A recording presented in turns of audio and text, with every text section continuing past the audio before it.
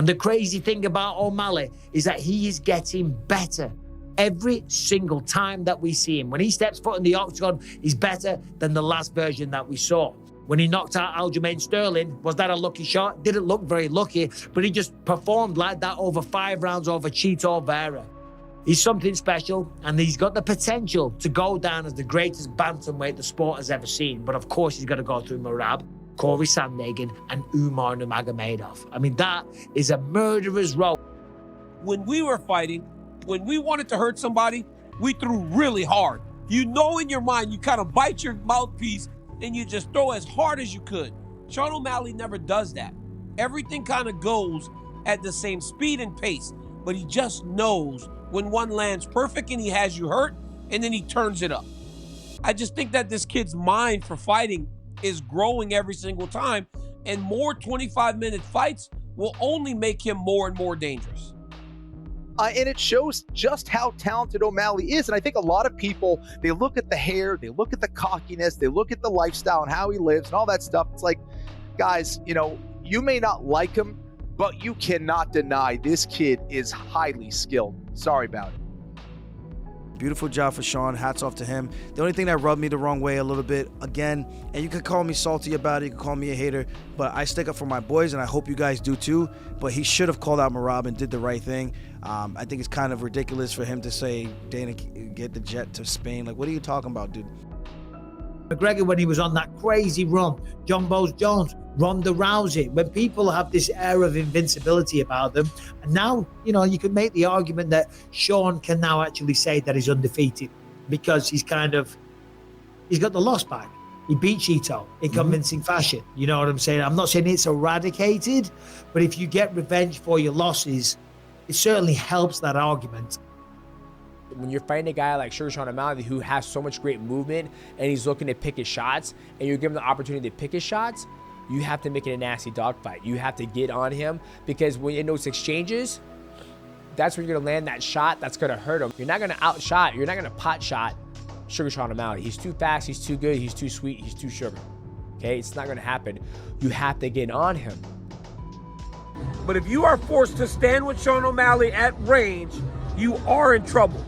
So all bantamweights, you guys better take this as a PSA, public service announcement.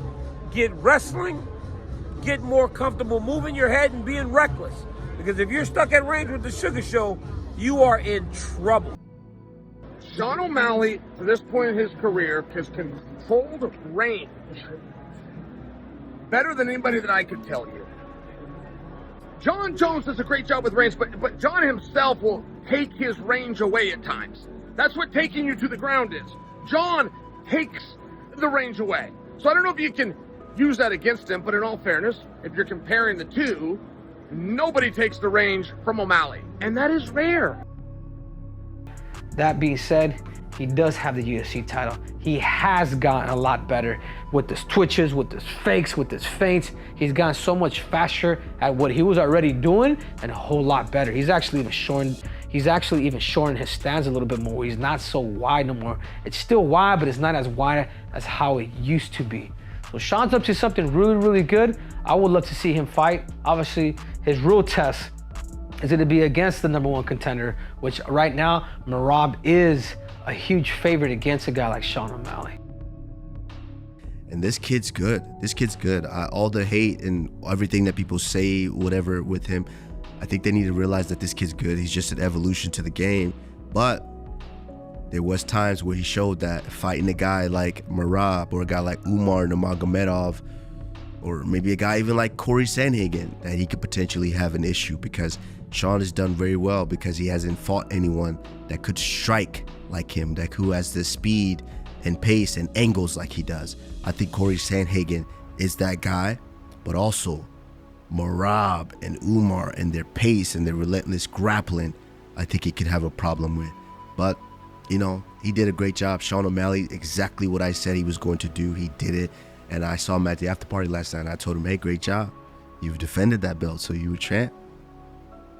Sugar Sean O'Malley is a superstar right now. Why, Moicano? Why you say that? I was on the weigh-ins in the other day. Only Chito Vera fans only people from Latin America cheating. And I thought, man, tomorrow everybody here is going to be cheating for Chito Vera. But guess what? When the Miami arena was packed, was full, when Chito showed up, everybody started to booing. Chito's fans were trying to fight back. But in the end of the day, everybody was over there to watch Sugar Sean O'Malley. And let me tell you something. Great performance, a master class of performance. I was watching with Marlon Moraes. Marlon Moraes used to be one of the best kickboxers in the UFC. His style was always great. And he was just saying, man, these guys is the next level. The old kickboxing and Muay Thai stuff that doesn't work anymore. You have to adjust, and this guy is adjusting. Mr. Cool Guy. O'Malley, f***ing hell, just mesmerizing. Beautiful to watch. Even if watching from the couch, whenever he was doing his feints, I found myself like reacting a little bit, like pinpoint accuracy striking. Yeah, he was just able to just do whatever he wanted, standing right in front of him, moving off the center line, and Chito wasn't able to catch up because just the gap started to widen. And I thought it was a great, tough fight. You know, Chito has his moments, but Sean just was his night, man. Above and beyond. It was too sharp, too good on the defense, the offense. He would make adjustments, very freaking sharp, very short adjustments, and made it happen. I think this was one of his best performances against a guy that beat him. There was very stylistic, tough match for him. I think Sean, the sky's the limit for this guy. If I was to tell you about O'Malley versus Chito, it was the same thing. The story of the fight was the flinch. The story of the fight was O'Malley making Chito guess the entire time and not know what's coming. Everything on was on point. And I will say, Sean, I think he's the thing that I was most impressed about throughout the entire fight was he was switched on from start to finish. Okay. Yeah. Sean's output was phenomenal. He honestly, and I like Vera a lot. I think he's a great fighter, and I think he's beaten a lot of good dudes. Yeah. But Sean outclassed him for 25 minutes, and Sean was on the entire time. And he treated Marlon Vera like a punching bag to some degree. Yeah. He was throwing high volume, big, a lot of shots for 25 minutes. 25 minutes. There wasn't really any lulls in the fight. For 25 minutes, Sean was doing that. And that's exhausting physically, for one. But more importantly, it's exhausting mentally because you can't switch off against a dangerous dude about Vera who's just waiting for you to give him an opportunity. You can't switch off for a second. And Sean didn't. He just didn't. And, mate, that was impressive. That was very, very impressive. I was watching it with Mrs. Bisping last night, and she's like, well, why doesn't Chito counter or whatever? I'm like, babe, he's not there to be countered. He's getting in, he's lightning fast, and then he's gone. And I'll combine that with the range, the speed, the length. It was just a difficult night. And the point I'm making is, Sean O'Malley, I don't know if anybody beats that version of Sean O'Malley last night. That was a phenomenal performance. That was some of the best boxing that we've seen in the UFC from anybody.